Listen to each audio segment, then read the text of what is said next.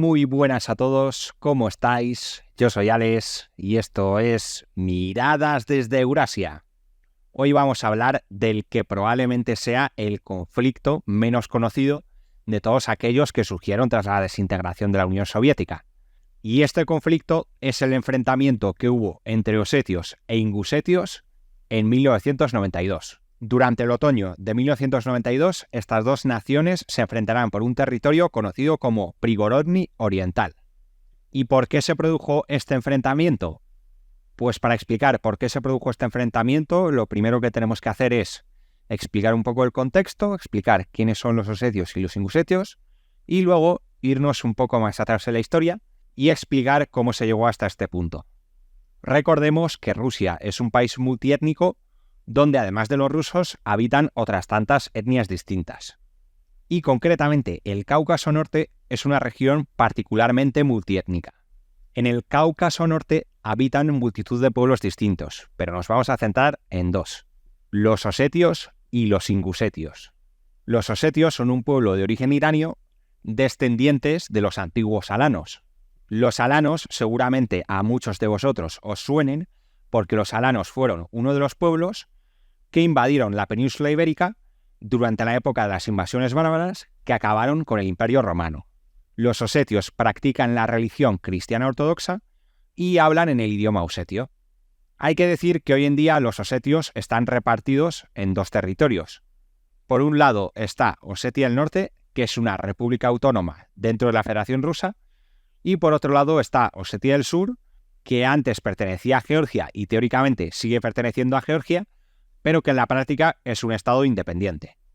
De hecho, Osetia del Sur también tendrá sus propios conflictos y librará una dura batalla por la independencia respecto a Georgia.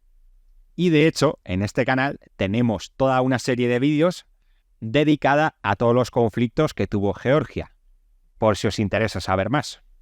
Pero este vídeo no va de Osetia del Sur, sino de la otra, de Osetia del Norte. En cuanto a los ingusetios son musulmanes y hablan el idioma ingusetio, y están emparentados con otro pueblo que seguramente os suene un poco más, que son los chechenos. Con el establecimiento del poder soviético, dentro de la República Socialista Federativa Rusa, se crearán dos repúblicas autónomas. Por un lado la de Osetia del Norte y por otro lado la de Chechenia-Ingusetia. En ese momento Chechenia e Ingusetia formaban una sola república. En ese momento no había grandes problemas entre los osetios y los ingusetios. Pero la cosa cambiará después de la Segunda Guerra Mundial. En 1944, todavía en plena Gran Guerra Patriótica, Stalin acusará tanto a los chechenos como a los ingusetios de colaborar masivamente con los nazis. Estas acusaciones eran exageradas cuando no directamente falsas. Pues si bien es cierto que hubo cierta colaboración, no se puede hablar de una colaboración masiva en la que absolutamente todos los chechenos y todos los ingusetios, sin excepción, colaborasen con los alemanes. Y en febrero de 1944, Stalin llevará a cabo la llamada Operación Lenteja y deportará a los chechenos y a los ingusetios a Kazajistán en su práctica totalidad. Es decir, que Stalin no deportó únicamente a aquellos elementos que hubiesen colaborado y que se lo pudiesen merecer, sino que deportó prácticamente a todos los chechenos e ingusetios. Tras la deportación de los chechenos e ingusetios a Kazajistán, el territorio de la hasta entonces República Chechena-Ingusetia se someterá a un proceso de reorganización administrativa, y una parte de los territorios que hasta entonces habían sido parte de la República Checheno-Ingusetia pasarán a formar parte de otras provincias o de otras repúblicas. Y aquí es cuando empieza todo, porque es en este momento cuando la región de Prigorodny Oriental, que era una región perteneciente a Chechenia e Ingusetia, poblada mayoritariamente por ingusetios, pasará a formar parte de Osetia del Norte. Y no es que simplemente la región de Prigorodny Oriental pase a formar parte de Osetia del Norte desde el punto de vista administrativo, sino que también, al quedar esa región prácticamente vacía tras la deportación de los ingusetios, los osetios comenzarán a repoblar la zona y ocuparán el territorio que hasta entonces habían ocupado los ingusetios. La cosa obviamente no acabará aquí, porque en 1956, tras la muerte de Stalin, su sucesor, Nikita Khrushchev, permitirá el regreso desde Kazajistán de los chechenos e ingusetios a la República de Chechenia e Ingusetia.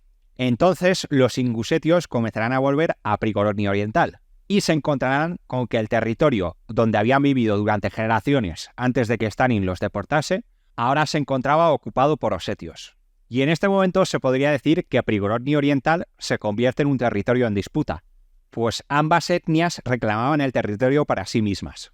Pero en ese momento, la firmeza del poder soviético hacía imposible cualquier enfrentamiento físico más allá del simple descontento que pudiera haber. La cosa comenzará a cambiar con la llegada de Gorbachov en 1985, pues la llegada de Gorbachov trajo consigo cierta liberalización política y todos los movimientos nacionalistas que hasta entonces habían sido reprimidos empezaron a salir al exterior.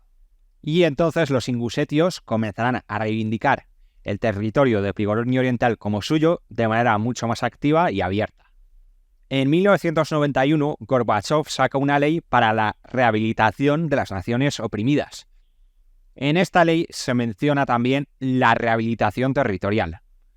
Sin embargo, más allá de estas declaraciones, esta ley era bastante ambigua y no hablaba de medidas concretas. Pero, aún así, animará a los ingusetios a continuar con sus reivindicaciones.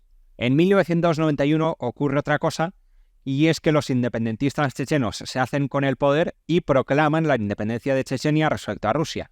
Recordemos, tal y como habíamos dicho antes, que hasta ese momento existía una única república chechena-ingusetia que agrupaba tanto a los chechenos como a los ingusetios.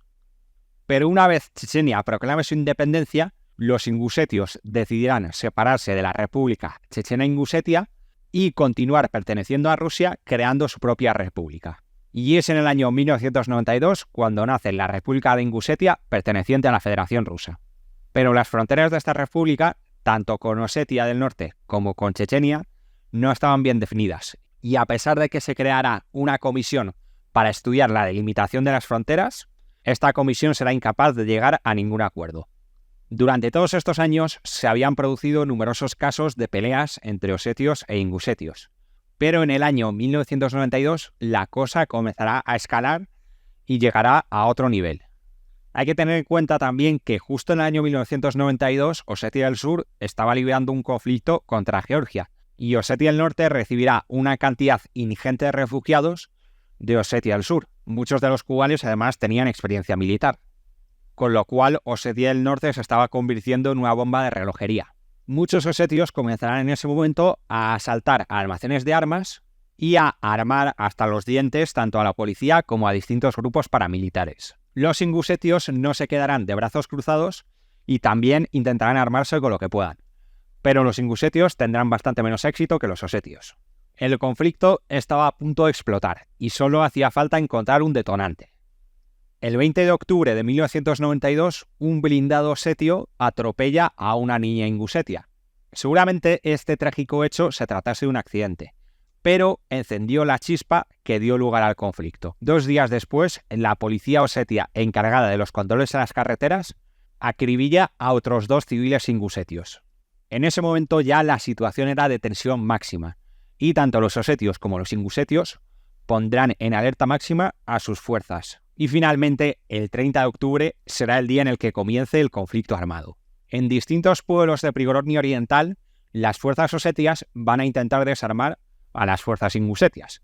Y al revés, en otros lugares, fuerzas ingusetias van a intentar desarmar a las fuerzas osetias.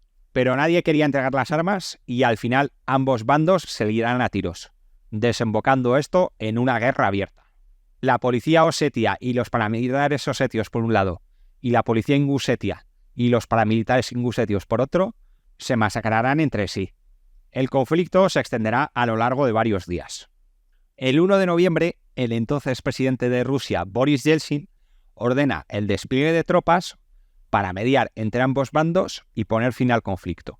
La unidad militar que se desplegará en Prigorod Oriental será la 131 Brigada de Fusileros Motorizados Maikop, una unidad militar que será posteriormente conocida, tristemente, por el desastre que va a sufrir durante el asalto a Grozny en la Primera Guerra Chechena en enero de 1995.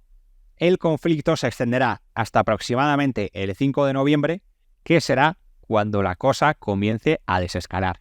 A pesar de que este conflicto fue un conflicto bastante corto, que apenas duró unos días, el número de víctimas de este conflicto será bastante elevado.